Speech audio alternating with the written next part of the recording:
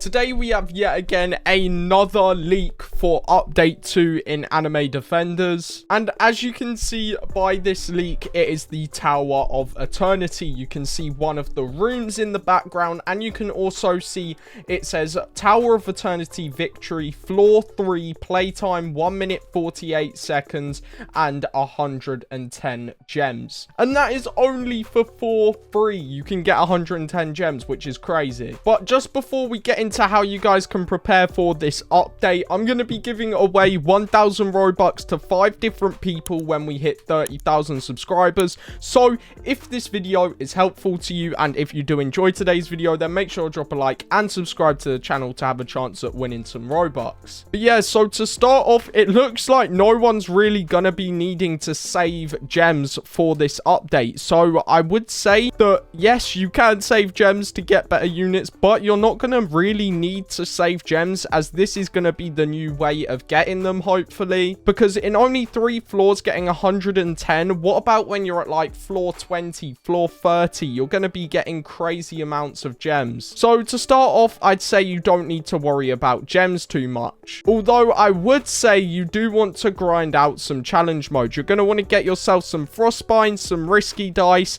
and definitely some of the stars, every single star you can get, because it's most likely that we're going to have new units in this update, and if you're going to want to evolve them, you are going to need a bunch of stars. So I'd say you should definitely do a little bit of challenge mode. And if they are patching the gem methods like fully in the next update, I would highly recommend that you do save your trait rerolls, as if they're going to be patching the story mode and everything in the infinite mode, then you're not going to be able to get trait rerolls anymore by just AFKing. So I would say to save up a bunch of trait rerolls while you still can. So once you've got a bunch of stars, a bunch of trait rerolls, risky dice, and frostbines, I would say that you should make sure that you have at least one good mythic, because as you can see by the image, it says experience progress. As you can see, it was with a warrior queen at level 3,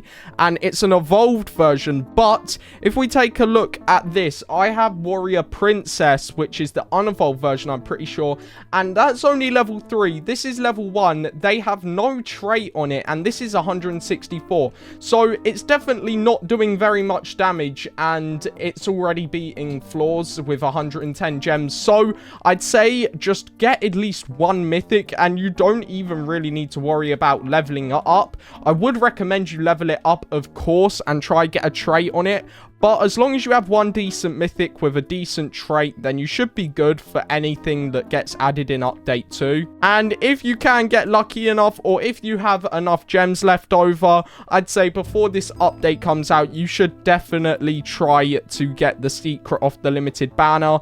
It ends in 17 hours, which means the update may either be tomorrow or the next day. It's either probably going to be Saturday or Sunday, realistically. And we're not too sure if the raid shop is going to be changing, so I'd say, oh wait, those discounts are crazy.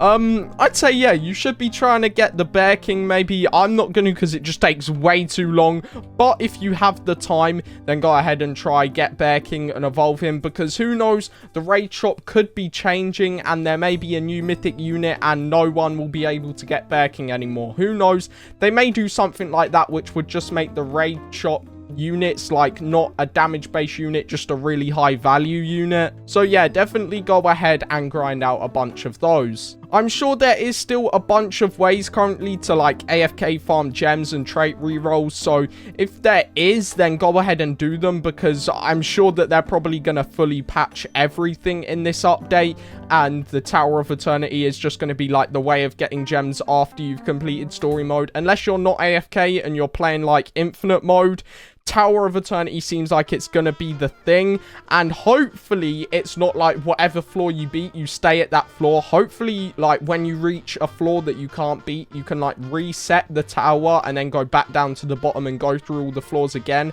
I'm not sure if it's gonna work like that. It probably won't, because that may be a bit too OP, but hopefully something like that does happen. And then, yeah, that is pretty much it. That is how you can prepare for the brand new update. One of the main things, though, is just making sure that you have a semi-decent unit and some trait rerolls saved up, because if you don't manage to get anything good from any of the new units, if there is any in the update, then at least you have a backup in your inventory that you can use for the tower, and then you can just go ahead and spend the trait rerolls on that unit.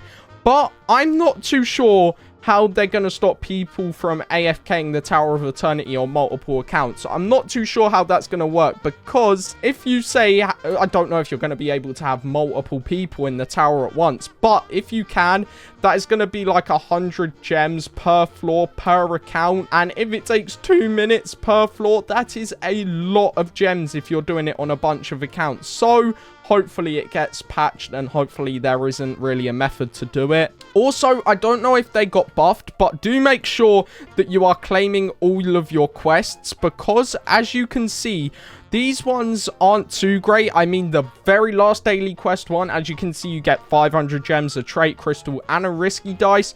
For the weekly, look at these, bro. These are some crazy rewards. 2,000 gems, 4 crystals, 2 dice, 350 gems, 300, 300, 300, 200. You get so many. And then infinite mode, you get 200 on every single one as well. And then if you have VIP, 40, 80, 150, trait re-rolls, risky dice, 40, 40.